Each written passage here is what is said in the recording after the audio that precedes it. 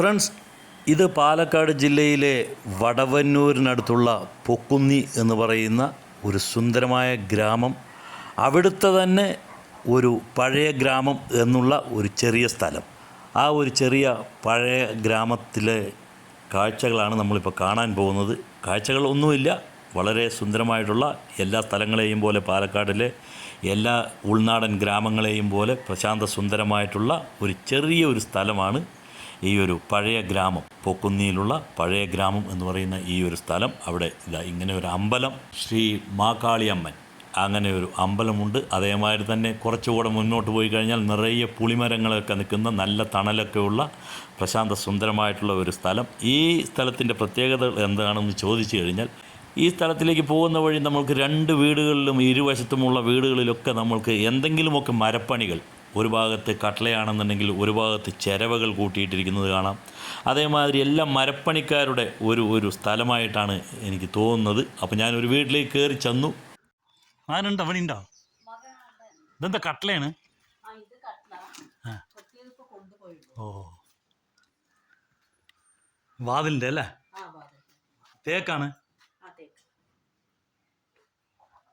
പിന്നെന്തൊക്കെയാ ചെയ്യുക ഇവിടെ?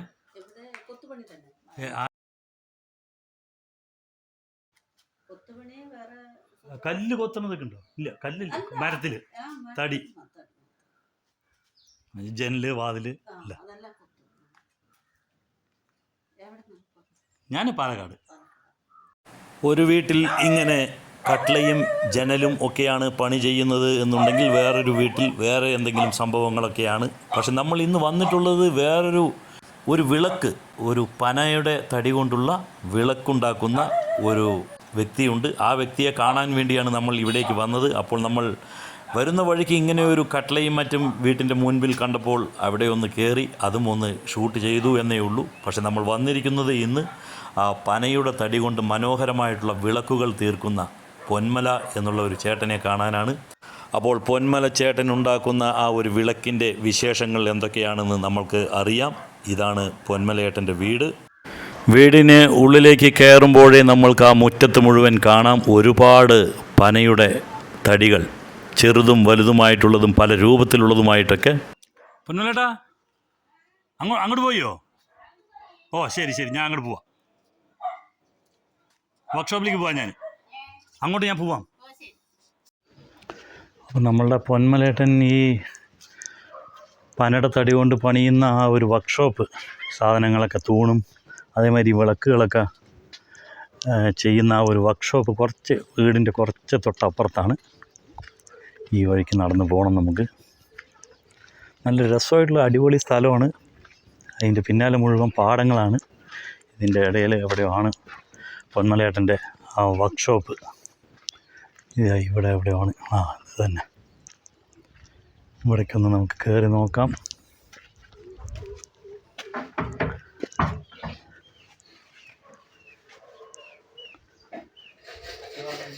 കയറുമ്പോൾ തന്നെ അവിടെ ഇങ്ങനെ ഇതൊക്കെ തടിയാണ് സാധനം. ഇതൊക്കെ പനയുടെ തടിയും കൊണ്ട് ഉണ്ടാക്കി വെച്ചിരിക്കുന്നതാണ്.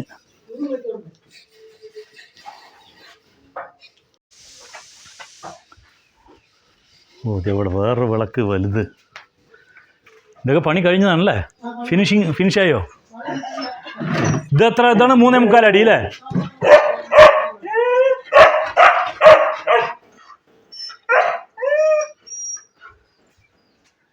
ഇതിൻ്റെ ഉയരം എന്ന് പറയുന്നത് 3.25 അടി. ഓ, മൂന്ന് വിളക്കായി. ഇതപ്പോൾ ഇന്നലെ ചെയ്തതാണോ? അതെയോ? നമ്മളന്ന് വന്നപ്പോൾ ഇതിൻ്റെ ഒന്നും കണ്ടില്ല.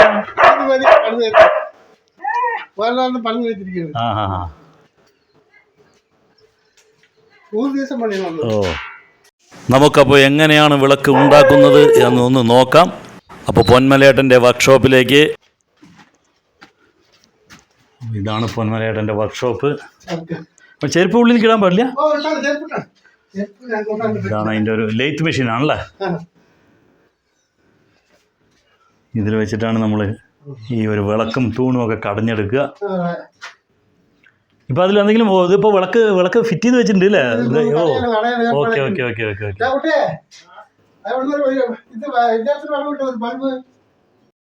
ഇപ്പോൾ നമ്മളുടെ ലെയ്ത്ത് മെഷീനിൽ ഉള്ളത് ഒരു പെൻസിലിൻ്റെ അത്രയും മാത്രം വലിപ്പത്തിലുള്ള ഒരു വിളക്കാണ്.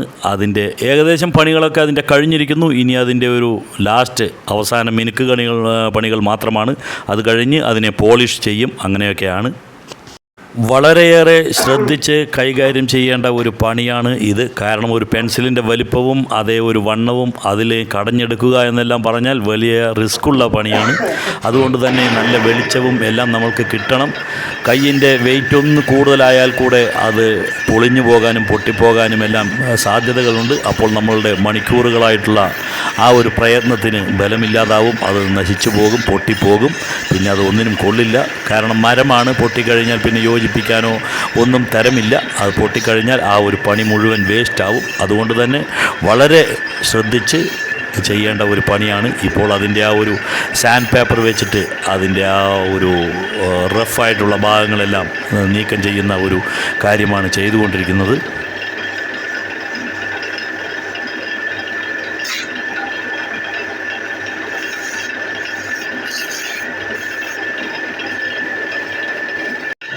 എന്നിട്ട് ഇതിങ്ങനെ ചെയ്തിട്ട് പോളിഷ് ചെയ്യും അല്ലേ? ഓ,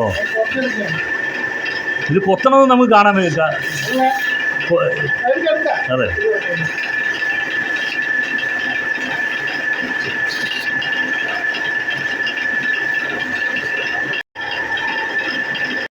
നമ്മൾ ലെയ്ത്ത് മെഷീനിൽ ഇപ്പോൾ ചെയ്യുന്ന ആ ഒരു, ഞാൻ പറഞ്ഞു പെൻസിലിൻ്റെ ഉയരത്തിലുള്ള ഒരു വിളക്ക് എന്ന്, അത് മുതൽ അത്തരം വിളക്ക് മുതൽ ഇത്രയും വലുപ്പത്തിൽ എന്ന് വെച്ച് കഴിഞ്ഞാൽ ഏകദേശം 4 അടി ഉയരത്തിലുള്ള വിളക്കുകൾ വരെയാണ് ഇവിടെ ഈ ഒരു പനമരത്തിൻ്റെ തടി കൊണ്ട് ഉണ്ടാക്കുന്നത്.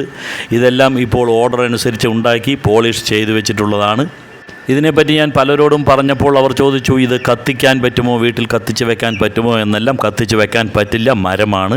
വലിയ ഹോട്ടലുകളുടെ മുൻപിലോ അല്ലെങ്കിൽ റെസ്റ്റോറൻറ്റുകളുടെ ആ ഒരു റിസപ്ഷൻ ഏരിയയിലോ, നിങ്ങളുടെ വലിയ ഓഫീസ് കെട്ടിടങ്ങളുടെ മുൻപിലെ റിസപ്ഷൻ ഏരിയയിലോ, വീട്ടിലെ സ്വീകരണ മുറിയുടെ ഒരു ഭാഗത്ത് ഇല്ലെങ്കിൽ നടുവിലായിട്ടൊക്കെ നിങ്ങൾക്കൊരു അലങ്കാരമായിട്ട് ഈ ഒരു വിളക്ക് വെക്കാവുന്നതാണ്. ഇതെന്താണ് ബാഗ് ഇത് കാണുന്നത്? ഇത് വേസ്റ്റ് ആയിട്ട് വന്നതാണ്. ഓ, അത് ശരി. ഓ ഓ, ഒന്നുണ്ടാക്കി. ഒന്നും വേസ്റ്റ് ആവില്ല ശരിക്കും. എല്ലാ തടികളും എന്തെങ്കിലുമൊക്കെ ചെയ്യാമല്ലോ അല്ലേ? ഓ, ഇത് വിളക്കുണ്ടാക്കാണ്.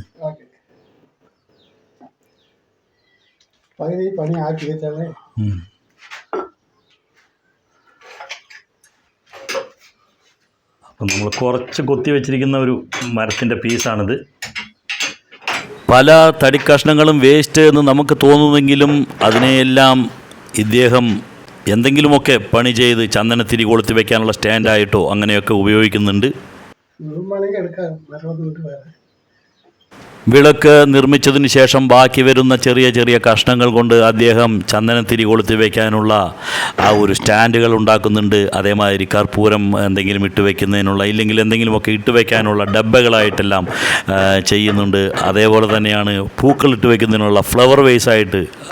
അങ്ങനെ പല പല കാഴ്ചകളും നമ്മൾക്ക് ഇവിടെ പോയാൽ കാണാൻ കഴിയും. ഒരു ചെറിയ കഷ്ണം മരത്തടി പോലും വേസ്റ്റ് ആകുന്നില്ല എന്നുള്ളതാണ്. അതിൽ നിന്നും ഈ കടഞ്ഞ് എടുക്കുമ്പോൾ ഉണ്ടാകുന്ന ഈ ഒരു പൊടിയല്ലാതെ വേറെ ചെറിയ ചെറിയ കഷ്ണങ്ങൾ പോലും അദ്ദേഹം എന്തെങ്കിലുമൊക്കെ കൗതുകമായിട്ടുള്ള സാധനങ്ങൾ ഉണ്ടാക്കുന്നുണ്ട്. വെളിയിലെ ഏതെങ്കിലും മര മില്ലുകളിൽ നിന്നൊക്കെയാണ് പൊന്മലേട്ടൻ ഇങ്ങനെ തടികളൊക്കെ എടുക്കുന്നത്. അത് നല്ല കാതലുള്ള തടിയെല്ലാം നോക്കി വേണം എടുക്കാൻ. അതിനുമുണ്ട് ഒരു വിശേഷണങ്ങളൊക്കെ. തീരെ കാതലില്ലാത്ത മരത്തടിയൊക്കെ ആണെങ്കിൽ പെട്ടെന്ന് തന്നെ പൊട്ടിപ്പോകാനും അതേമാതിരിയുള്ള നിറങ്ങളിലുള്ള വ്യത്യാസങ്ങൾ വരാനും എല്ലാം സാധ്യതകളുണ്ട്. അതുകൊണ്ട് നല്ല കാതലുള്ള ആ ഒരു പനയുടെ തടി നോക്കി വേണം എടുക്കാൻ. ഒരു പുതിയ വിളക്കുണ്ടാക്കുന്നതിന് വേണ്ടി നമ്മൾ നേരത്തെ പറഞ്ഞ ഒരു പെൻസിലിൻ്റെ ഉയരത്തിലുള്ള ഒരു ചെറിയ വിളക്ക് ഉണ്ടാക്കുന്നതിന് വേണ്ടിയുള്ള ഒരു ശ്രമമാണ്. അതിന് ആദ്യം ആ മരത്തടി കുറച്ച് പണിയെല്ലാം അദ്ദേഹം ചെയ്തു വെച്ചിരിക്കുന്നു.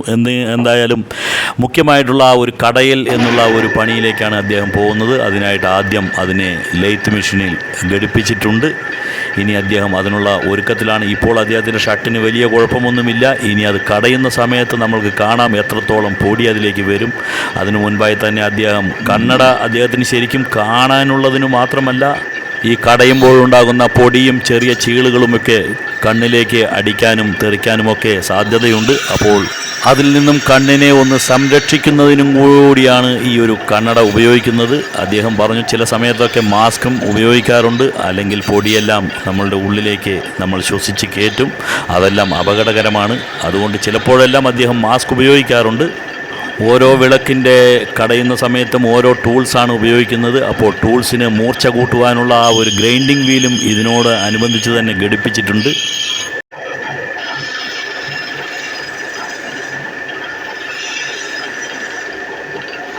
വിളക്കിൻ്റെ താഴ്ഭാഗം ഒരു സ്റ്റാൻഡ് പോലെ ഇരിക്കും. അതേപോലെ തന്നെ നടുഭാഗം പിരികളൊക്കെ ഇട്ട്, ത്രെഡ് പോലെ പിരികളൊക്കെ ഇട്ട് അങ്ങനെയാണ് ആ ഒരു കടയിൽ ചെയ്യുന്നത്. അതേമാതിരി തന്നെ മുകൾ ഭാഗത്തേക്ക് വരുമ്പോൾ നമ്മളുടെ വിളക്കിൻ്റെ ആ ഒരു ഷേപ്പിലേക്ക് വരും.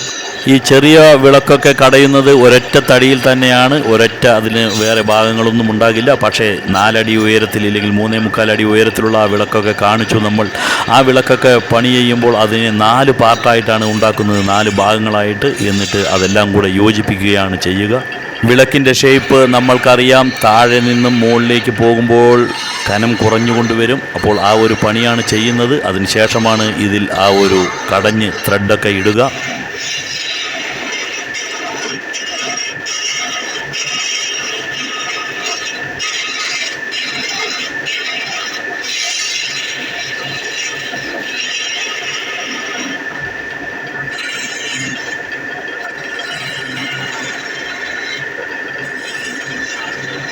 നമ്മൾ നേരത്തെ മുറ്റത്ത് കുറേ മരത്തടികൾ കിടക്കുന്നത് കണ്ടു. അതേമാതിരി വർക്ക്ഷോപ്പിൻ്റെ ഉള്ളിലും ഇതാ പല രൂപത്തിലുള്ള ചെറിയ ചെറിയ മരക്കട്ടികൾ. ഇതിനെയെല്ലാം അദ്ദേഹം ചെറിയ വിളക്കുകളോ നേരത്തെ പറഞ്ഞ മാതിരി ഫ്ലവർ വേസോ അങ്ങനെ എന്തെങ്കിലുമൊക്കെ ആക്കി മാറ്റും. ഇതൊക്കെ വലിയ വിളക്കിനുള്ള ആ ഒരു വലിയ വിളക്കിൻ്റെ സ്റ്റാൻഡുകളാണ്. അതെല്ലാം പാതി പണിയിൽ വെച്ചിരിക്കുകയാണ്. ഇങ്ങനെ കുറേ പാർട്ടുകളായാണ് വലിയ വിളക്കുകൾ ഉണ്ടാക്കുക.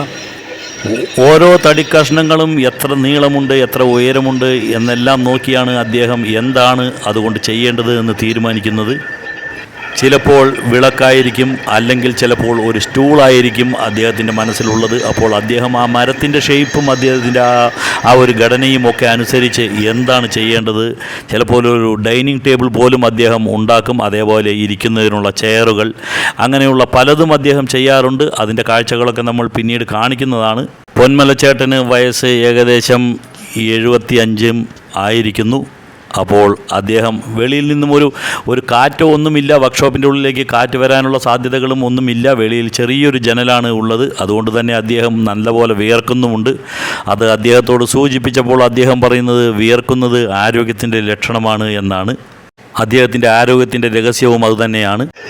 വലിയ ഇത്തരം 4 അടി ഉയരത്തിലുള്ള വിളക്കെല്ലാം ഉണ്ടാക്കാൻ ഏകദേശം ഒരാഴ്ച മുതൽ 10 ദിവസം വരെ സമയമെടുക്കുമെന്നാണ് അദ്ദേഹം പറയുന്നത്. ഇവിടെ വേറൊരു കാഴ്ച ഇതാ, അദ്ദേഹം നമ്മളുടെ പ്രശസ്ത സിനിമാ നടൻ ശ്രീ മോഹൻലാൽ ഏതോ ഒരു സിനിമയുടെ ഷൂട്ടിങ്ങിനായിട്ട് ഈ സ്ഥലത്ത് വന്നപ്പോൾ അദ്ദേഹം സമ്മാനിച്ച ആ ഒരു വിളക്കിൻ്റെ ഒരു ഫോട്ടോയാണ് ഈ കാണുന്നത്. ശ്രീ മോഹൻലാലും ആ വിളക്കും.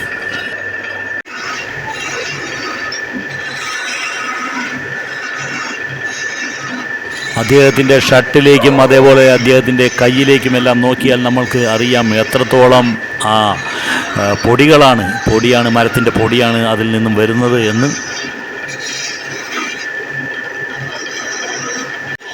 ആദ്യം തന്നെ ചെറിയ ഒരു ടൂൾ ഉപയോഗിച്ച് ആ മരത്തിൻ്റെ പ്രതലത്തിലുള്ള ആ ഒരു റഫായിട്ടുള്ള ഭാഗം എല്ലാം നീക്കം ചെയ്ത് അതിനെ ഒരു ഷേപ്പിലെത്തിച്ചിട്ടുണ്ട്.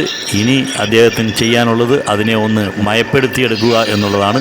അതിനായിട്ട് അദ്ദേഹം സാൻഡ് പേപ്പർ ഉപയോഗിച്ച് ആ ഒരു ഭാഗമെല്ലാം ഒന്ന് മിനുസപ്പെടുത്തുകയാണ് ചെയ്യുന്നത്. കയ്യിലുള്ള ആ വിയർപ്പിൽ മുഴുവൻ ആ മരത്തടികളുടെ പൊടികൾ അതെല്ലാം ഒട്ടിക്കിടക്കുന്ന ഒരു കാഴ്ച നമുക്ക് കാണാൻ കഴിയുന്നുണ്ട്. അപ്പോൾ ഇത്രയും കഷ്ടപ്പെട്ടാണ് ഒരു വിളക്കെല്ലാം രൂപപ്പെടുത്തി എടുക്കുന്നത്. ഇനി ആ വിളക്കിൻ്റെ നടുഭാഗത്തുള്ള ആ പിരികൾ, ആ ഒരു ത്രെഡ് അത് ഇട്ട് കൊടുക്കുകയാണ്. അത് വളരെ ശ്രദ്ധാപൂർവം, ഞാൻ നേരത്തെ പറഞ്ഞു, ശ്രദ്ധാപൂർവം കൈകാര്യം ചെയ്തില്ലെങ്കിൽ അത് പൊട്ടിപ്പോകാനുള്ള ചാൻസ് ഉണ്ട്. വളരെ ആ കൈ വയ്ക്കുന്നതിൻ്റെ ആ ഒരു ശക്തിയിലും എല്ലാം ഒരു ക്രമീകരണം ആവശ്യമാണ്. ഒന്ന് ജാസ്തി പ്രസ് ചെയ്ത് കഴിഞ്ഞാൽ ചിലപ്പോൾ പൊട്ടിപ്പോകും. അതുകൊണ്ട് വളരെയേറെ ശ്രദ്ധാപൂർവം ചെയ്യേണ്ട ഒരു പണിയാണ് ഇപ്പോൾ ചെയ്തുകൊണ്ടിരിക്കുന്നത്.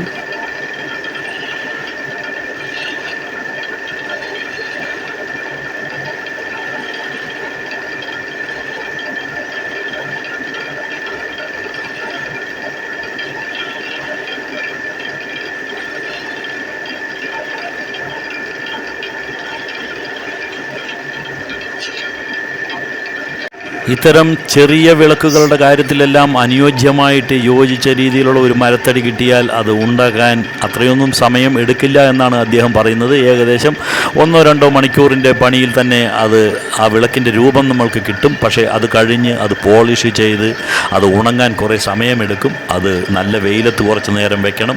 അതിനുശേഷം ഏകദേശം നല്ല ഉണക്കം തട്ടാറായി എന്ന് കണ്ടാൽ അതിനെ കുറച്ച് തണലത്തെടുത്ത് വെക്കണം. അങ്ങനെയൊക്കെയാണ് അതിൻ്റെ പ്രോസസ്സ്. അപ്പോൾ അതിനു വേണ്ടി കുറച്ച് സമയം എടുക്കും. പക്ഷേ വലിയ വിളക്കുകളുടെ കാര്യത്തിൽ അങ്ങനെയല്ല. നമ്മൾ നേരത്തെ പറഞ്ഞതുമാതിരി ഒരാഴ്ച 10 ദിവസമൊക്കെ എടുക്കാറുണ്ട്.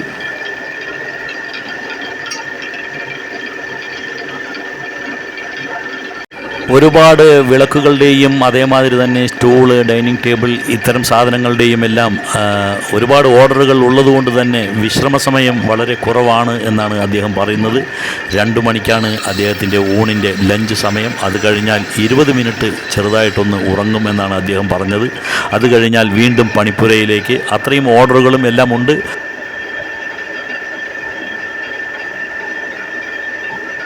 അദ്ദേഹത്തിൻ്റെ കണ്ണടകൾ കണ്ണിൽ ഇരിക്കുന്നില്ല. കാരണം അത്രയ്ക്കും വിയർപ്പ് വന്നിരിക്കുന്നു.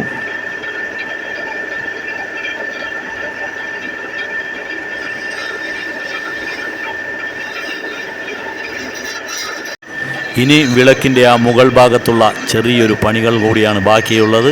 അതുവരയ്ക്കും കഴിഞ്ഞിരിക്കുന്നു. ഇനി ആ ഒരു ചെറിയ പണി കൂടി കഴിഞ്ഞാൽ ബാക്കി ചെറിയൊരു മരത്തിൻ്റെ കഷ്ണം അദ്ദേഹത്തിന് കിട്ടും. അതുകൊണ്ട് അദ്ദേഹം എന്തെങ്കിലും നമ്മളുടെ മെഴുകുതിരി സ്റ്റാൻഡോ അല്ലെങ്കിൽ ചന്ദനത്തിരി കൊളുത്തി വയ്ക്കുന്നതിനുള്ള സ്റ്റാൻഡോ അങ്ങനെയൊക്കെ ആയിട്ട് അതിനെ മാറ്റും.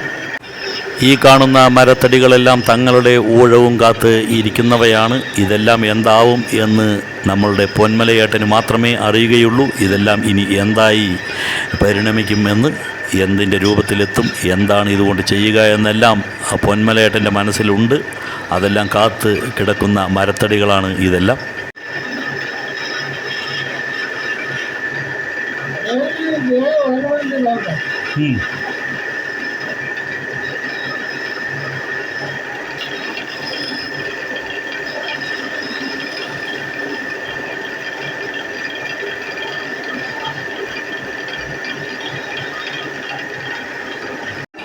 വലിയ വിളക്ക് ഉണ്ടാക്കുന്നതിനുള്ള അതിൻ്റെ ആ നടുഭാഗത്തെ ആ ഒരു ത്രെഡിടേണ്ട ആ ഒരു കടയേണ്ട ഭാഗമാണ് ഈ കിടക്കുന്നത്.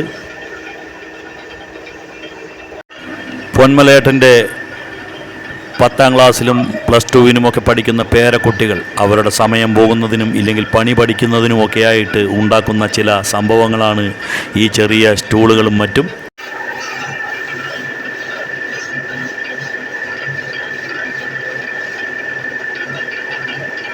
അങ്ങനെ നമ്മുടെ ഒരു ചെറിയ വിളക്കിൻ്റെ പണി ഏകദേശം മുഴുവനായി എന്ന് തന്നെ പറയാം. ഇനി ഒരു അറ്റം ചെത്തിയെടുക്കണം. അതിനു മുൻപായിട്ട് അതിനെ ആ ഒരു സാൻഡ് പേപ്പർ കൊണ്ടുവന്ന് മിനുക്കിയെടുക്കണം. അത്രയൊക്കെയേ ഉള്ളൂ.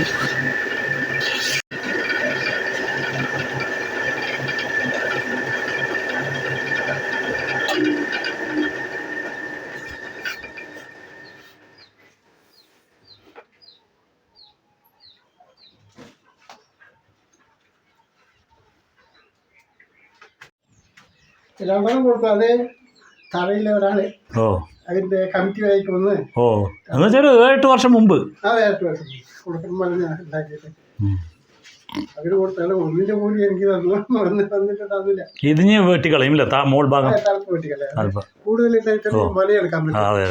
മല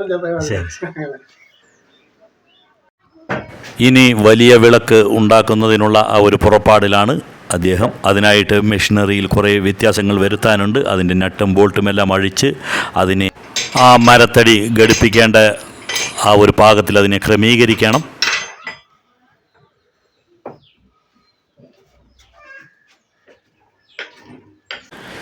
സൈഡിലായി ഇങ്ങനെ ഒരു സപ്പോർട്ട് കൊടുത്തെങ്കിൽ മാത്രമേ അദ്ദേഹത്തിന് കൈ അനക്കാതെ ആ ഒരു കടഞ്ഞെടുക്കാൻ പറ്റുകയുള്ളൂ, ആ ഒരു ത്രെഡ് ഇട്ട് കൊടുക്കാൻ പറ്റുകയുള്ളൂ. അതിന് ആ കയ്യിന് ഒരു സപ്പോർട്ടിന് വേണ്ടിയാണ് അത് വയ്ക്കുന്നത്. അപ്പോൾ സൈഡിൽ ഇങ്ങനെ ഒരു സപ്പോർട്ട് ആവശ്യമാണ്.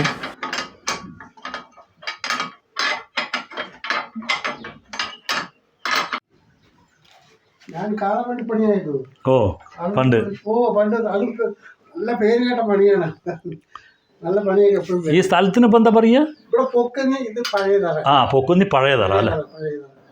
അപ്പോൾ ഇവിടെ എല്ലാ ഏകദേശം ഇതേ കാർപ്പൻറ്ററി വർക്ക് തന്നെ അല്ലേ എല്ലാ ആൾക്കാർ മുഴുവൻ വിശ്വകർമ്മ. ഓക്കെ. ഞാൻ അവിടെ കണ്ടു കട്ട്ള പണിയുന്ന ഒരു വീട് തൊട്ട് അമ്പലത്തിൻ്റെ അടുത്ത്. ആ,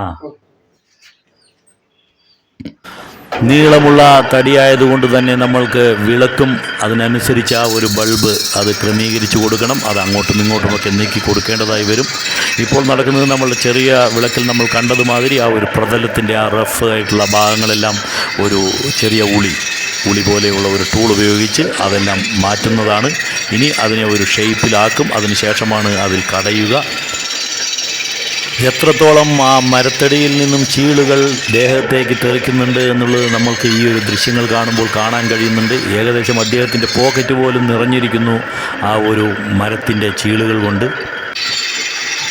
പണി തുടങ്ങുമ്പോൾ ഉണ്ടായിരുന്ന ഷർട്ടല്ല ഇപ്പോൾ. ആ ഷർട്ടാണെങ്കിൽ തന്നെയും അതിപ്പോൾ മാറിയിരിക്കുന്നു. അതിൽ മുഴുവൻ മരത്തിൻ്റെ പൊടികളാണ്. അതേപോലെ തന്നെ അദ്ദേഹത്തിൻ്റെ ദേഹത്തും എല്ലാം ആ വിയർപ്പും ആ പൊടികളും എല്ലാം പറ്റിപ്പിടിച്ച് ഇരിക്കുന്നു. നീളമുള്ള തടിയായതുകൊണ്ട് നമ്മൾ നേരത്തെ പറഞ്ഞു ബൾബ് അങ്ങോട്ടും ഇങ്ങോട്ടുമെല്ലാം മാറ്റണം എന്നുള്ളത്. അപ്പോൾ അതിനായിട്ട് ഇങ്ങനെയാണ് ഒരു സംവിധാനം ചെയ്തിരിക്കുന്നത്. നമ്മൾക്ക് നോക്കിയാൽ അറിയാം. മുകളിൽ നിന്നും അത് താഴേക്ക് ഒരു കമ്പിയിൽ കോർത്ത് എടുത്തിരിക്കുന്നു. അതിൽ വേറൊരു വള്ളി കെട്ടി അതിനെ അങ്ങോട്ടും ഇങ്ങോട്ടുമെല്ലാം നീക്കുന്ന വിധത്തിൽ അതിനെ തൂക്കിയിട്ടിരിക്കുന്നു. അപ്പോൾ എങ്ങോട്ട് വേണമെങ്കിലും അത് അഡ്ജസ്റ്റ് ചെയ്ത് നീക്കാവുന്നതാണ്. വലിയ വിളക്കുകൾ ചെയ്യുമ്പോൾ ഇങ്ങനെയാണ് അതിൻ്റെ താഴ്ഭാഗത്ത് ഒരു 1-2 ഇഞ്ച് നീളത്തിലുള്ള ഒരു ഭാഗത്ത് കുറച്ച് ഒരു സ്റ്റെപ്പ് മാതിരി ആ തടിയുടെ കനം കുറച്ച് എടുക്കുന്നു. അത് എന്തിനാണെന്ന് ചോദിച്ചു കഴിഞ്ഞാൽ ഞാൻ പറഞ്ഞു, വലിയ വിളക്കുകൾ ഉണ്ടാക്കുമ്പോൾ അതിനെ 4 പാർട്ടുകളായിട്ടാണ് ഉണ്ടാക്കുന്നത്. അപ്പോൾ ആദ്യത്തെ ഒരു പാർട്ട് ഈ ഒരു പാർട്ടിൻ്റെ ആ ഒരു താഴ്ഭാഗത്ത് ഒരു സ്റ്റെപ്പ് പോലെ ഇങ്ങനെ ചെയ്യുന്നുണ്ട്. അതേപോലെ തന്നെയാണ് നിലത്ത് ഉറപ്പിക്കേണ്ട ആ താഴ്ഭാഗം, അത് വേറൊരു പാർട്ടാണ്.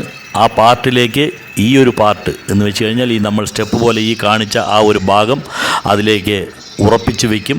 എന്നിട്ട് ഒരു പ്രത്യേകതരം ഗമ്മാണ് അത് ഒട്ടിക്കുന്ന ഒരു ഗം ഉപയോഗിച്ച് അതിനെ ഒട്ടിക്കുന്നു. അതിന് അടുത്ത് തന്നെ നമ്മൾക്ക് നേരത്തെ പറഞ്ഞിരുന്നു അദ്ദേഹം ചെറിയ ചെറിയ കഷ്ണങ്ങൾ പോലും വെറുതെ കളയില്ല. അപ്പോൾ അതുകൊണ്ട് ചന്ദനത്തിരി കൊളുത്തി തിരികെ വയ്ക്കാനുള്ള എന്തോ ഒരു സ്റ്റാൻഡാണ് ഉണ്ടാക്കി വെച്ചിരിക്കുന്നത്. താഴ്ഭാഗത്ത് എങ്ങനെയാണോ വേറൊരു പാർട്ടിലേക്ക് ഈ ഒരു ത്രെഡ് വെച്ച സാധനം ഇൻസർട്ട് ചെയ്ത് കൊടുത്തത്, അതേപോലെ തന്നെയാണ് മുകൾ ഭാഗത്തും അങ്ങനെ കനം കുറച്ച് അതിനെ എടുക്കുന്നു. അത് മുകൾ ഭാഗത്ത് വേറൊരു പാർട്ട് വരും. അങ്ങനെ 4 പാർട്ടുകളോട് കൂടിയാണ് ഈ ഒരു വലിയ വിളക്ക് വരിക. ഈ മുകൾ ഭാഗവും അതേപോലെ തന്നെ വേറൊരു ഭാഗത്തിലേക്ക് ഘടിപ്പിക്കും. തീരെ ചെറിയ വിളക്കുകളിൽ ഏകദേശം എല്ലാ വിളക്കും ഒരേപോലെ തന്നെ ആയിരിക്കും. അതിൽ ഒരേപോലെ തന്നെ കാരണം അതിൽ നമുക്ക് ഒന്നും ചെയ്യാൻ കഴിയുകയില്ല. ഒരു പരിധിവരെ അതിൽ മറ്റുള്ള അലങ്കാരപ്പണികളൊന്നും ചെയ്യാൻ കഴിയുകയില്ല. പക്ഷേ വലിയ വിളക്കുകളിൽ അങ്ങനെയല്ല. നമ്മൾക്ക് ഇഷ്ടമുള്ള ഡിസൈനുകളിൽ അത് നമ്മളുടെ മനോധർമ്മം മാതിരി അത് ചെയ്യുന്ന അദ്ദേഹത്തിൻ്റെ ആ ഒരു മനസ്സിൽ അപ്പോൾ എന്താണ് എങ്ങനെ ചെയ്യണം ആ ഒരു കാരണം അതിൽ പലതും ചെയ്യാനുള്ള ആ ഒരു സ്ഥലം അതിനുണ്ട്. ആ ഒരു വലിയ വിളക്കാകുമ്പോൾ അപ്പോൾ അത് എങ്ങനെയാണ്, എന്ത് ഷേപ്പിലാണ്, എങ്ങനെ വരണം, അതിൻ്റെ ഒരു ഡിസൈൻ എന്നെല്ലാം അദ്ദേഹം തീരുമാനിക്കും. അതുകൊണ്ട് തന്നെ 10 വിളക്കുകൾ ഉണ്ടാക്കിയാൽ ചിലപ്പോൾ ഒരേ ആളുകൾ ആവശ്യപ്പെടുമ്പോൾ ആ 10 വിളക്കിനും ഒരേ സാമ്യത ഉണ്ടാകും. എങ്കിലും പല വിളക്കുകൾ ഉണ്ടാക്കുകയാണ് എങ്കിൽ പലതിനും പലതരത്തിലുള്ള ആ ഒരു രൂപമാണ് ഉണ്ടാവുക. പക്ഷേ എല്ലാം കാണാൻ കൗതുകമുള്ള, ഏതാണ് നല്ലത് എന്ന് നമ്മൾക്ക് ഇതാണോ നല്ലത് ഇല്ലെങ്കിൽ മറ്റൊന്നാണോ നല്ലത് അങ്ങനെ തോന്നും വിധത്തിൽ എല്ലാം ഒന്നിനൊന്ന് മെച്ചമായിരിക്കും. നല്ല ഡിസൈനുകളായിരിക്കും എല്ലാറ്റിലും ഉണ്ടാവുക. പക്ഷേ പെട്ടെന്നൊന്നും ഒരാൾ കണ്ടാൽ മനസ്സിലാവുകയുമില്ല. ചെറിയ ചെറിയ വ്യത്യാസങ്ങളൊക്കെ ആയിരിക്കും.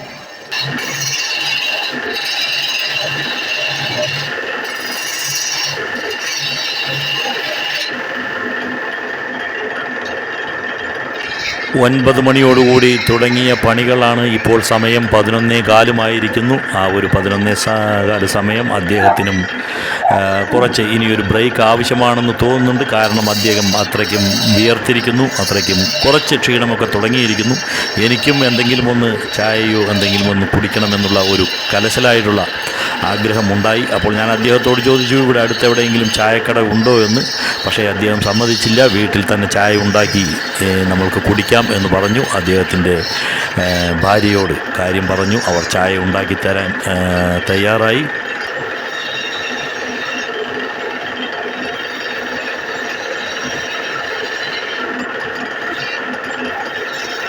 നമുക്കിനി ചെറിയൊരു ബ്രേക്ക് എടുത്ത് ഒരു ചായ കുടിച്ചിട്ട് വരാം. എനിക്ക് പാലൊഴിച്ച ചായയും പൊന്മലച്ചേട്ടന് കട്ടൻ ചായയുമാണ്. അപ്പോൾ നമ്മുടെ വിളക്ക് 4 പീസായിട്ടാണ് വരുന്നത്. എന്ന് വെച്ച് കഴിഞ്ഞാൽ ഇത് ഒരു പീസ് ഇവിടുന്ന് ഇതുവരയ്ക്ക്, അത് കഴിഞ്ഞിട്ട് ഇതൊന്നും ഒരു പീസാണ്. ഇത് മൊത്തം ഈ ഒരു തൂണ്, ഇത് ഒരു പീസ്, അത് കഴിഞ്ഞാൽ ഇതിൻ്റെ സ്റ്റാൻഡ്, ഇതൊരു പീസ്. അങ്ങനെ 4 പീസിലായിട്ടാണ് ഈ വിളക്കുണ്ടാക്കുന്നത്. എന്നിട്ട് 4ഉം കൂടെ ഒട്ടിച്ചിട്ട് എടുക്കുന്നതാണ്. അപ്പോൾ നമ്മൾ വലുതിൽ മാത്രമാണ് ഈ 4 പീസ് എന്ന് പറഞ്ഞത്. ചെറുതിലാകുമ്പോൾ ആ ഒറ്റ പീസിൽ തന്നെയാണ് കടഞ്ഞെടുക്കുന്നത്. അതിങ്ങനെ തന്നെയാണ്. ഇനി അത് പോളിഷ് ചെയ്യണം.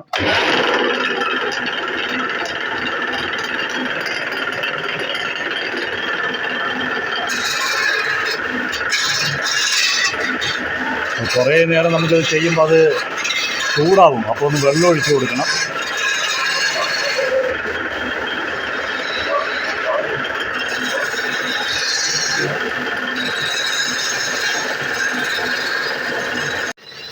മെഷീനിൽ കിടന്ന് കറങ്ങുമ്പോൾ നല്ല സ്മൂത്തായിട്ട് തോന്നുമെങ്കിലും കാര്യങ്ങൾ സ്മൂത്ത് ആയിരിക്കില്ല. കാരണം ഇത് പനയുടെയാണ് തടി. അതുകൊണ്ട് തന്നെ ഒരുപാട് ആര് അതിലുണ്ടാകും. അതുകൊണ്ട് വളരെ റഫായിരിക്കും ആ ഒരു പ്രതലം. അതുകൊണ്ട് തന്നെ സാൻഡ് പേപ്പർ വെച്ച് നല്ലപോലെ ഒന്ന് കടഞ്ഞെടുത്തെങ്കിൽ മാത്രമേ അത് മൃദുലമായി കിട്ടുകയുള്ളൂ. ആ സമയത്ത് നമ്മൾ സൂക്ഷിക്കണം. ഒരുപാട് ആരെല്ലാം കയ്യിലെല്ലാം കുത്തി കയറാനുള്ള ചാൻസ് എല്ലാം ഉണ്ട്.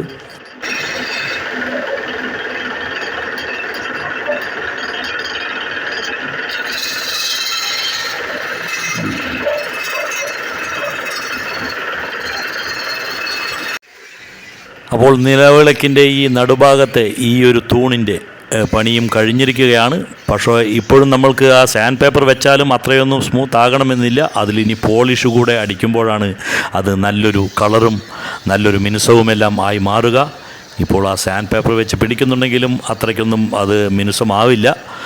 പോളിഷ് അടിച്ചെങ്കിൽ മാത്രമേ അത് നല്ലൊരു സ്മൂത്തായിട്ട് നമ്മൾക്ക് ഷൈനിങ്ങോടുകൂടി കിട്ടുകയുള്ളൂ.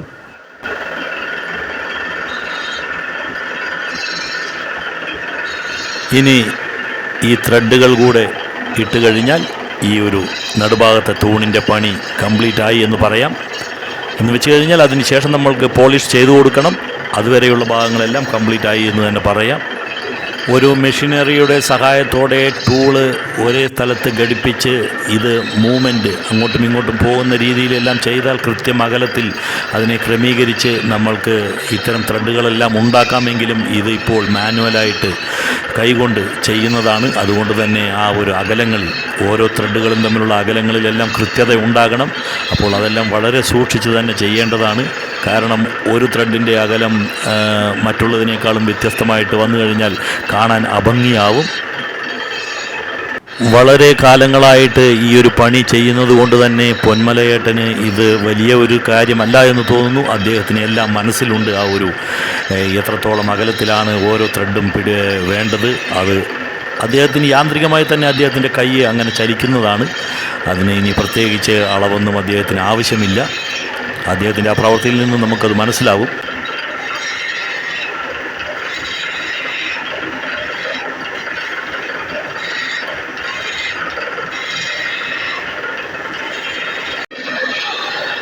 ഏകദേശം മുകളറ്റം വരെയും ത്രെഡുകൾ ഇട്ട് കഴിഞ്ഞിരിക്കുന്നു. ഇനി 3-4 ത്രെഡുകൾ ഇട്ടാൽ മുകൾ ഭാഗത്തേക്ക് എത്തും. അത് കഴിഞ്ഞാൽ പിന്നെയും നമ്മളുടെ പഴയ പടി അതിനെയെല്ലാം ഒന്ന് സ്മൂത്താക്കണം. അതിനായിട്ട് നമ്മൾ സാൻഡ് പേപ്പർ ഉപയോഗിച്ച് ഒന്നുകൂടെ ആ ഒരു 2 ത്രെഡുകളുടെ ഇടയിലുള്ള ഭാഗത്തെല്ലാം സാൻഡ് പേപ്പർ ഉപയോഗിച്ച് നല്ലപോലെ ഒന്ന് മിനുസപ്പെടുത്തിയെടുക്കും.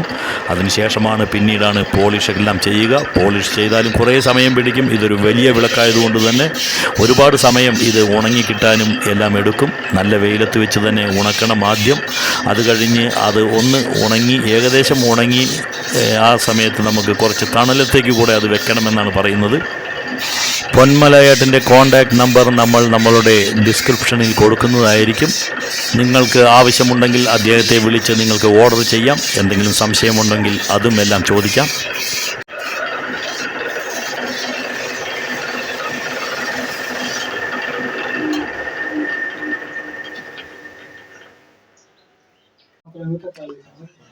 ഇനി ഇതിൽ നമ്മൾ പോളിഷ് ചെയ്യുമ്പോൾ ഇപ്പം ഇത്തിരി റഫായിട്ടൊക്കെ ചില ആരൊക്കെ ഉള്ള മാതിരി ഉണ്ട് ചിലവിടെയൊക്കെ കുറച്ചിങ്ങനെ റഫായിട്ട്. അപ്പോൾ അതൊക്കെ നമ്മൾ പോളിഷ് ചെയ്യുമ്പോൾ അത് നമ്മളുടെ സ്മൂത്തായിട്ട് വരും, നല്ല നൈസായിട്ടിരിക്കും.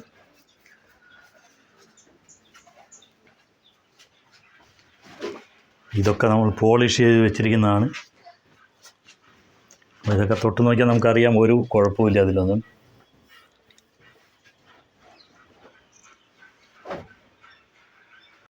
ഫ്രണ്ട്സ്, അപ്പോൾ ചെറിയ വിളക്ക്, അതേമാതിരി ഞാൻ കാണിച്ച 4 അടി ഉയരത്തിലുള്ള വിളക്ക്, അതിൻ്റെ ഇടയിൽ വരുന്ന 3 അടി 2 അടി അങ്ങനെയെല്ലാം വിളക്കുകൾ അദ്ദേഹം നിർമ്മിച്ച് കൊടുക്കുന്നുണ്ട്.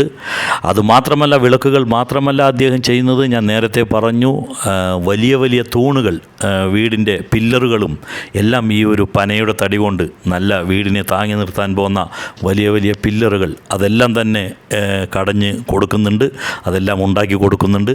അതുമാത്രമല്ല, ഡൈനിങ് ടേബിൾ, ചെയറുകൾ അതെല്ലാം അദ്ദേഹം ഓർഡറിനനുസരിച്ച് അതെല്ലാം ചെയ്തു കൊടുക്കുന്നുണ്ട്. അപ്പോൾ നിങ്ങൾക്ക് വേണമെങ്കിൽ അദ്ദേഹത്തിൻ്റെ നമ്പറിൽ കോൺടാക്റ്റ് ചെയ്യുക.